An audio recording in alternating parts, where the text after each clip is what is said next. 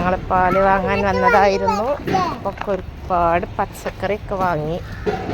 ഇപ്പോൾ കുറച്ച് പച്ചക്കറിയൊക്കെ നിഷുവിന് കൊടുക്കാമെന്ന് വിചാരിച്ചപ്പോൾ നമ്മളെ വണ്ടി പോവാനൊരു മാർഗ്ഗമില്ല. ഇവിടെ പാല് കയറ്റി കൊണ്ടിരിക്കുകയാണ്. അപ്പം നമുക്ക് വണ്ടി തിരിച്ച് വെക്കാം കേട്ടോ മമ്മി. നിങ്ങൾ പോയിട്ട് പോകാം.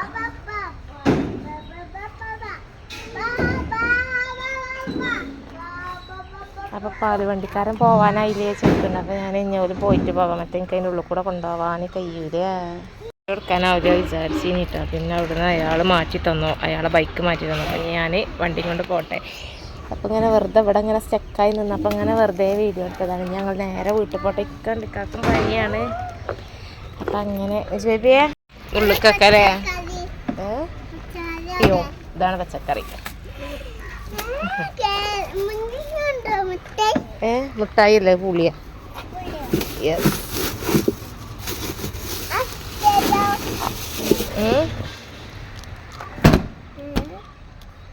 ഗൈസ് നമ്മളിതാ സാധനമൊക്കെ അയച്ച് വീട്ടിലെത്തിയിരിക്കുന്നു. ഇനി അടുത്ത പരിപാടി തുടങ്ങണം.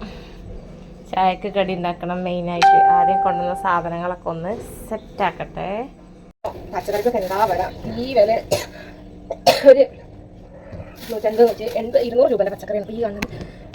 പച്ചക്കറിക്ക് വാങ്ങിയിട്ട് കുറേ ആയിരുന്നു. ക്യാരറ്റ് കുട്ടികൾക്ക് ജ്യൂസ് അടിച്ചെടുക്കണം. അപ്പോൾ ഈ ക്യാരറ്റിന് 80 രൂപ. പിന്നെ കുറച്ച് വെണ്ട ഐറ്റംസ് ഒക്കെ ഇവിടെ വാങ്ങിയിട്ടുള്ളത്.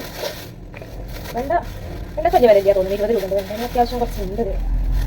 വണ്ടി പച്ചക്കറി വണ്ടി വരലും ഇല്ല വാങ്ങലും ഇല്ല. അപ്പം അങ്ങനെ സവാളക്കൊക്കെ എല്ലാ സാധനത്തിനും കൊള്ളണമായിരുന്നു. എന്താ നമുക്ക് കടല വാങ്ങിയില്ലേ? വെള്ളത്തിൽ പച്ചമുണ്ടായി ഉപ്പുള്ളി പോലെ അവിടെ ചൂടുണ്ടോ? അതിൽ തെച്ചാ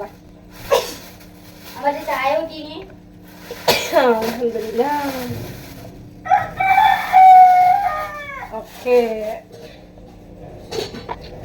അപ്പം ഗൈസ് ഇതാണ് 200 രൂപൻ്റെ മുതലാണ് ഇപ്പോൾ ഇത്.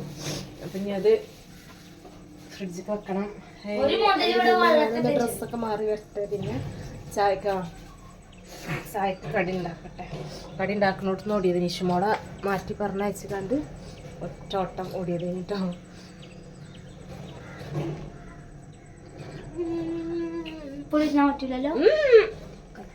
പനിയിലോട്ടെ ചെറിയ ചൂടുണ്ടല്ലോ. കളികളൊക്കെ മണ്ണുണ്ടോ?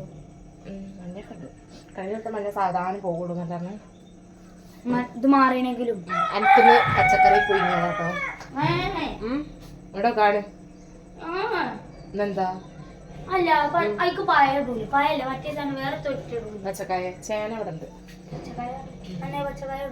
പച്ചക്കായ നീ വാങ്ങിയില്ല. എന്തോ ഒരു വില അങ്ങനെയൊക്കെ.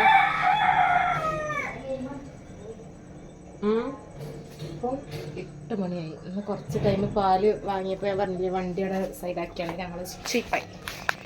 അപ്പോൾ കുറച്ച് ടൈം ലേറ്റായി. ഇനി ചായക്ക് കടിയും മുട്ടക്കറിയും പപ്പവും ഉണ്ടാക്കട്ടെ. ആദ്യം പണപ്പെട്ടി എടുത്തക്കട്ടെ കേട്ടോ. പണപ്പെട്ടി കാലിയായി.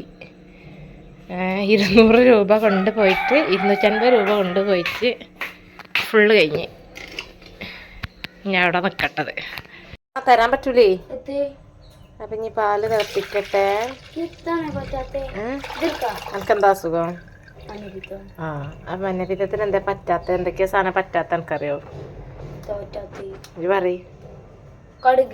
കടുകല്ല, വെളിച്ചെണ്ണ പറ്റൂല. പിന്നെ പ്ലീസ് നല്ല.